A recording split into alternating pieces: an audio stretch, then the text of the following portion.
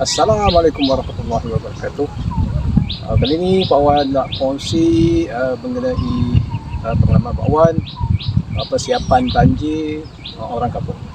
Sila tonton dan tengok video ini sehingga selesai. Jangan lupa subscribe, jangan lupa like dan share.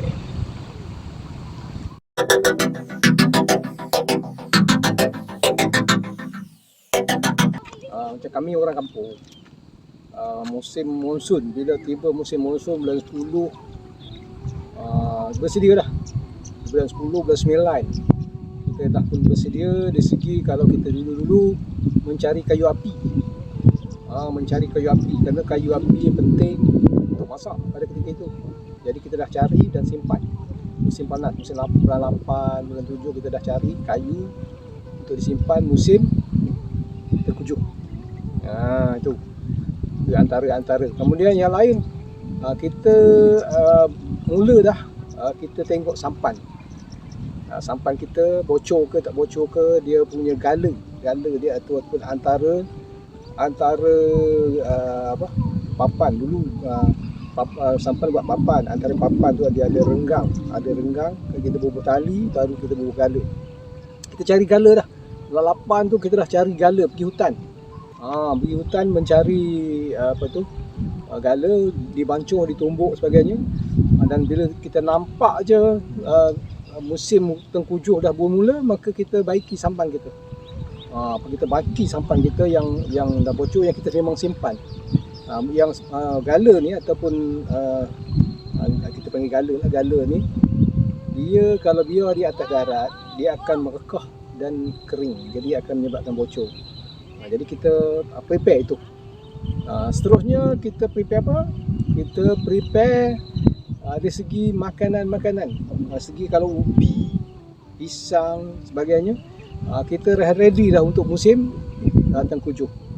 Musim tengkujuh kita ready dah. Maknanya dah awal, kalau kita pisang tu kita memang simpan, reserve untuk musim tengkujuh. Begitu juga tanaman lain, jagung,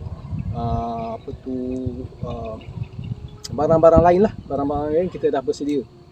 Jadi kalau zaman sekarang ni pun kalau mudah, lagi mudah kan, kita siapkan dengan di segi makanan. Kalau segi makanannya, makanan kering lah, makanan kering. Begitu juga dulu-dulu ni kita macam daging salai tu kita buat simpan. Jadi benda yang kering-kering, pada kita buat lagi pesek, kita buat lagi yang kering tu panggil makanan kering tu. Jadi kita simpan untuk musim tengkujuh.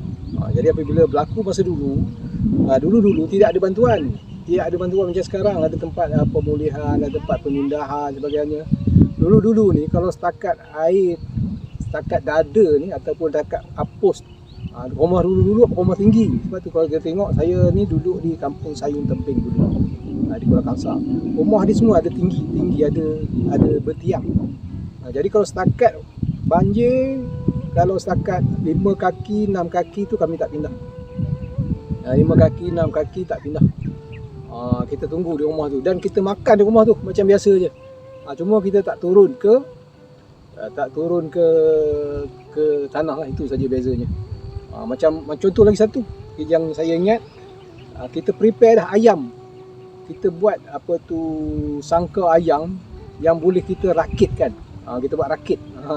Kita buat rakit batang pisang, rakit bulu sebagainya, kita letak atas tu. Jadi ayam sebagainya akan duduk atas itulah. Tapi kalau macam lembu, kambing yang besar-besar tu, kita hantar tempat yang tinggi lah. Itu cara orang kampung dulu. Jadi dia dah prepare untuk menghadapi banjir. Bersedia. Dah bersedia. Memang dari segi lain, macam bahan api kita dah siapkan, pelita pada ketika itu, pelita lah. Tapi keadaan sekarang kita kena siapkan bateri. Sama ada bateri kereta ke ataupun bateri kering ke untuk bubuh di torchlight. Sekarang dah ada mentol yang pakai bateri. Kalau pakai charger ni, satu je kelemahan dia, dia tahan sebentar kemudian tak boleh nak guna dah. Tapi kalau kita guna bateri kering, sel kering, kita boleh guna berulang-ulang. Habis kita ganti, kita beli banyak sikit.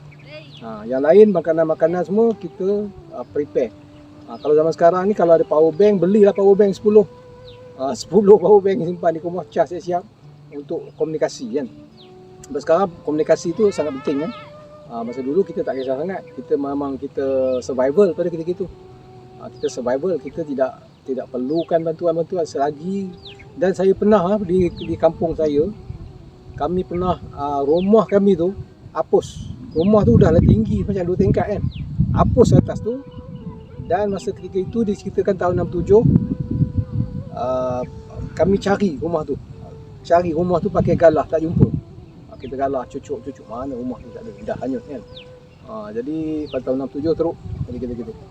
Tapi kita bersiap sedia. Begitu juga di Kelantan ni.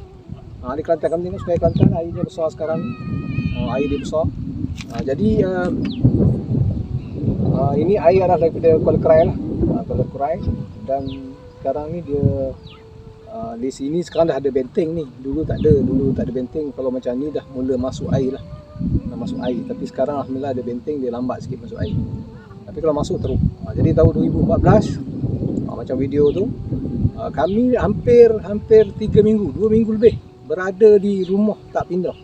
Orang lain pindah, tapi keluarga mentua saya ni dia jenis tak nak pindah. Kami duduk di rumah tu selama lebih 2 minggu. Berada di rumah tu lebih 2 minggu. Airnya mencecah ke lantai. Dia rumah 2 tingkat, yang bawah tu habis. Maknanya segala perabot-perabot yang tu semua rosak lah. Kalau yang ringan-ringan peti air semahal apa kita boleh angkat naik atas. Yang ringan kita boleh naik atas, tapi kalau yang berat-berat kita tinggal memang dia rosak. Dan bersedialah dengan malapetaka yang Allah bagi tu. Barang-barang lain yang kita selalu prepare adalah beras, barang kering, makanan kering. Maggi tu penting ya. Maggi, kemudian ikan kering dan sebagainya. Begitu juga minyak masak, lilin. Itu antara barang-barang yang kita kena prepare. Lilin ataupun bahan api. Sekarang kita boleh guna cara guna minyak masak pun boleh. Kita buat lilin. Yang lain pun gas. Kalau kita tak nak pindah lah. Tapi kalau sekarang ni air setakat lutut pun, setakat peha pun dah pindah kan. Tapi kalau orang dulu tak pindah. Kan sehingga ke lantai baru nak pindah kan. Ini air bersih. Air bersih kami pada tahun 2014 tu kami pernah masa musim banjir dan hujan, alhamdulillah kita boot kita tu kita cuci, sampan kita cuci cantik-cantik, bersih-bersih, kemudian kita letak di tepi atap kan. Jadi air hujan turun dan kita boleh guna lah. Kemudian ubat-ubat, kemudian dokumen penting tu kita simpan satu tempat. Kita dah siap dah. Bubur satu tempat, kalau apa-apa berlaku kita ambil je. Kalau nak berpindah ke apa pun kita terus ambil. Kemudian parking, kita cari parking dah. Pada orang Kelantan ni dia ada tempat-tempat pot-pot yang kita boleh buat parking. Jadi kita akan hantar kereta kita tempat yang selamat lah. Dan dari semasa ke semasa kita agak ubah. Sebab dia akan kadang kita letak satu pot tu, air tu naik sampai situ kita ubah lagi. Jadi kemudian kita penting juga zaman sekarang ni, kita penting juga kita sediakan life jacket. Life jacket istilah dia BA lah, buoyancy aid. Tapi maknanya sekarang orang panggil life jacket. Life jacket ni penting. Jika apa-apa kita gunakan life jacket. Kalau kita naik sampan dan sebagainya, kalau terbalik ke apa ke, terjatuh, kita ada life jacket. Life jacket murah je, RM50 je. Kalau pergi Shopee pun dapat RM30-40 pun ada. Kita beli siap di rumah kita lah. Itu sebagai persediaan. Yang lain barang-barang yang kering lah, mana makanan. Tapi sekarang ni dah banyak kepada pusat pemindahan kan. Kalau berlaku apa-apa pun cepat-cepat pergi ke pusat pemindahan, tanya kita punya MPKK ke kita punya Tok Pengulu sebagainya, terus ke sana. Tapi ada setengah orang tak selesa tempat tu, dia nak duduk di rumah. Sebab apa? Dia kadang-kala keselamatan barang kita tu tak dijamin oleh pihak berkuasa. Dia jaminkan nyawa saja kan. Tapi kalau kita ada barang-barang di rumah, kadang-kadang disonglap oleh kaki-kaki yang jahat. Jadi kita kadang kalau kita pergi tempat pindahan pun ada sebahagian keluarga kita tunggu di rumah untuk keselamatan barang sebagainya. Jadi itu sikit sebagai panduan untuk kita menghadapi banjir. Sekarang musim banjir, Kelantan ni belum kuat lagi. Masih lagi orang kata main-main geli-geli.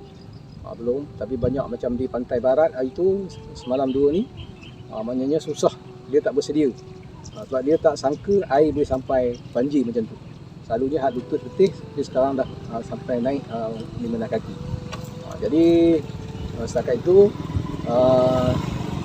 sebagai panduan dan kita bersedia lah. Sekarang ni maknanya tak kira pantai barat atau pantai timur, kita kena bersedia untuk menghadapi banjir. Okay, itu saja. Assalamualaikum warahmatullahi wabarakatuh. Bye bye.